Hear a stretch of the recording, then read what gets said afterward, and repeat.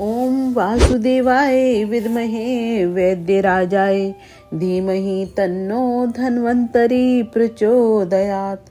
आप सभी श्रोताओं का माँ की धरोहर चैनल पर स्वागत है।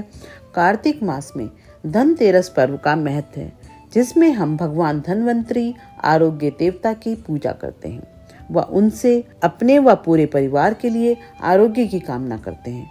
आज मैं आपको धनतेरस की कथा सुनाती हूँ, प्रेम पूर्वक सुनिए। एक बार यमराज ने अपने दूतों से प्रश्न किया, क्या प्राणियों के प्राण हरते समय तुम्हें किसी पर दया भी आती है? यमदूत संकोच में पड़कर बोले, नहीं महाराज, हम तो आपकी आज्ञा का पालन करते हैं, हमें दया भाव से क्या प्रयोजन? यमराज ने फिर प्रश्न दोहराया, संकोच मत करो, यदि कभी कहीं तुम्हारा मन पसीजा है तो निडर होकर कह डालो। तब यमदूतों ने कहा, सचमुच एक घटना ऐसी घटी है जब हमारा हृदय कांप गया। हंस नाम का राजा एक दिन शिकार के लिए गया।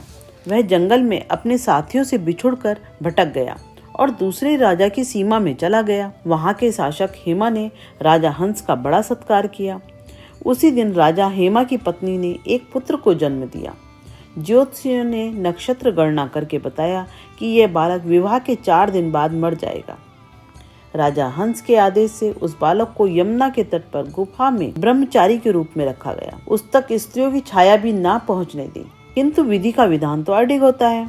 संयोगवश एक दिन राजा हंस की राजकुमारी यमुना के तट पर निकल गई और उसने उस ब्रह्मचारी बालक से गंधर्व विवाह कर लिया। चौथा दिन आया और राजकुमार मृत्यु को प्राप्त हुआ। उस नव परिणीता का करुण विलाप सुनकर हमारा हृदय कांप गया। ऐसी सुंदर जोड़ी हमने कभी नहीं देखी थी। वे कामदेव तथा रति से कम न थे। इस युवक को कालग्रस्त करते समय हमारे अश्रु भी थम न पाए थे।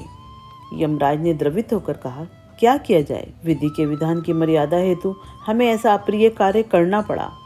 तब दूत के पूछने पर यमराज ने अकाल मृत्यु से बचने का उपाय बताते हुए कहा, धनतेरस के पूजन एवं दीपदान को विधि पूर्वक पूर्ण करने से अकाल मृत्यु से छुटकारा मिलता है। जहाँ जहाँ जिस जिस घर में यह पूजन होता है, वहाँ अकाल मृत्यु का भय पास नहीं फटकता। इसी घटना से धनतेरस दिन धन्वंतरि पूजन सहित दीपदान की प्रथा का प्रचलन हुआ। किसी की भी अकाल मृत्यु बहुत दुखदायी होती है। हम आज के दिन भगवान धन्वंतरि से प्रार्थना करते हैं, प्रभु हमारी व हमारे परिवार कुटुंब में किसी के साथ भी ऐसा घटित ना हो। हमारा परिवार सुखी व स्वस्थ हो। आरोग्य के देवता, हम आपकी प्रार्थना करके दीप जलाते हैं। जय हो धन्वंतरि देवता। आज की कथा को यहीं विराम देती हूँ। आप सभी को कथा अच्छी लगे तो साझा करना। नारायण नारायण।